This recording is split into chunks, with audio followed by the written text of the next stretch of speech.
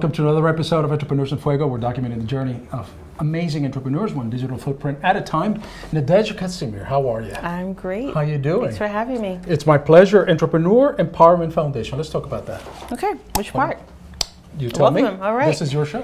Well, let's see. I've been an entrepreneur for about 10 years of my life. Mm-hmm. I am 36 years old, and I started off as kind of just freelancing, doing makeup, and then ended up graduating into aesthetics. So I'm an esthetician as well. Did you work for corporate America before, or were you always an entrepreneur? Oh yeah, before that. So right. you know, if I really go back in time, at age 13, I was a babysitter. So that's an entrepreneur position. You know, you're working for other people, you're recruiting, you know, children to watch. But then after that, I ended up working for the city of Tempe.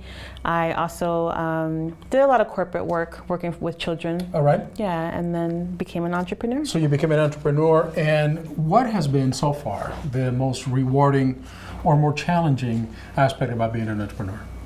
The support, I would like to say. The most challenging is definitely the support. What do you mean by that? Support of your community, you know, support of your family. Lack of, yes. Lack of, yes. Okay. So, why do you think that is? well, in any time that you're trying to do something that people don't know what it is, it's an unknown business, you know. You can't guarantee funds, you don't know where your money's coming from, you don't know how it's going to be structured, so not many people know how to support you in that So endeavor. you're trying to sell people on your dream, but people are not buying into your dream. Correct. Why would make them buy into your dream? Why would they buy into your dream? Well, if it's a passion of yours and working a corporate 9-to-5 job is not something that Right. makes you happy, or even going to college doesn't make you happy. To support someone's dreams is to support their livelihood, their future, you know? Why would they do that? I mean, so one would argue, that is your dream, that is your passion, why would I support you? I got to support myself. True. And what I mean by support, it's not necessarily, it's more of just saying, you know what, I believe in you. Yes, you can do it. It can be words of encouragement. It doesn't necessarily have to be an incubator, you know. It can just be a support, encouraging, giving them an avenue to say, like, you know what, this is something that I would never want to do for myself, but you know what, I want to support you in your endeavors. So I think a lot of that is the issue that we have here in, especially for me, I'm from the Caribbean, so Okay. My family believes that you're a nurse, you become a doctor, you're a lawyer. That's what they believe is a successful career in the United States. Do you define yourself as successful at this point? I do, because you know, I have a business. I actually have a salon that I provide other entrepreneurs the opportunity to start their own business. By that you mean you give them the stations so that they can come in space, right? So it's almost similar to the a setup of a salon suite. So it's a suite concept. So right. there's 6-7 rooms, and then I basically rent out these rooms to entrepreneurs. Genius. And so other entrepreneurs depend upon your ability to succeed for them to succeed as well. Is that correct? All right. So how do you advertise yourself? How do you promote yourself now? I'm old school. Word of mouth. That's my favorite. You know, people build relationships with you, so I definitely do word of mouth.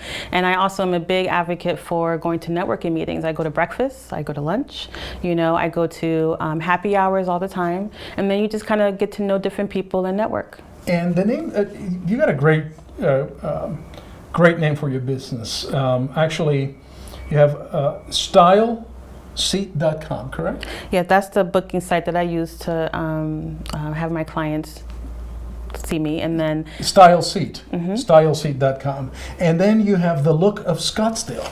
So Look of Scottsdale is actually the salon suite that I was mentioning, right? And it's an umbrella that caters to all the other businesses within. What other business do you have? Well, my business is inside of there too, and that is Look Better Naked. Look Better Naked. Yep, Look Better Naked Spa. And how do you achieve that? Well, as an esthetician, I remove hair. I provide confidence. I mean, there's so many reasons why people come into my door. Some come because they're recently divorced. Some come because they want to go on vacation and look good. Some come because, you know, someone noticed something imperfect about them. That's a genius name, So that's exactly what I do. That's a genius name. Thank you. It's definitely gutsy, isn't it? Well, it's a good name. It's just It a good is. name. It's I mean, pretty it makes you bold kind of and- stop and think, look better naked. I mean, what kind of meaning or what kind of double entendre one would take out of looking better naked? I mean, I'm thinking to true. myself, no, the more clothes I put on myself, probably the better I look. You know. Right. Well, the more clothes you're actually covering, who you really are. So people usually cover their nakedness because of something that they fear or an insecurity. Well, you think so? You think that happens?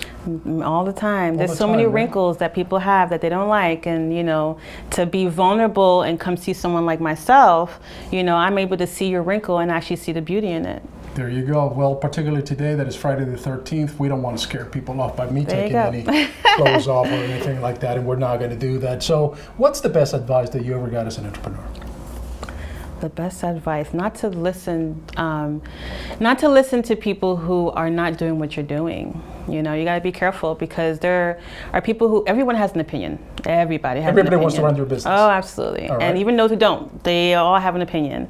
But it's important to seek opinions and advice from people who are doing what you're doing, because they are genuine. They've been through it. They're a good example. They're also a mentor, So if you're listening to those who are still working a regular 9-to-5 job, who have never followed their dreams, that's not going to push you forward in what you're trying to do with yourself. So that would be definitely one thing that I encourage. I actually do a lot of mentoring. I definitely tell them a lot, like, be careful who you talk to and tell your dreams to. You want to pay attention to those who are doing what you're wanting to do with your life. Nadjege, Casimir. Yes. Beautiful. Do you look better naked? I always do. I like that. With that, we're wrapped.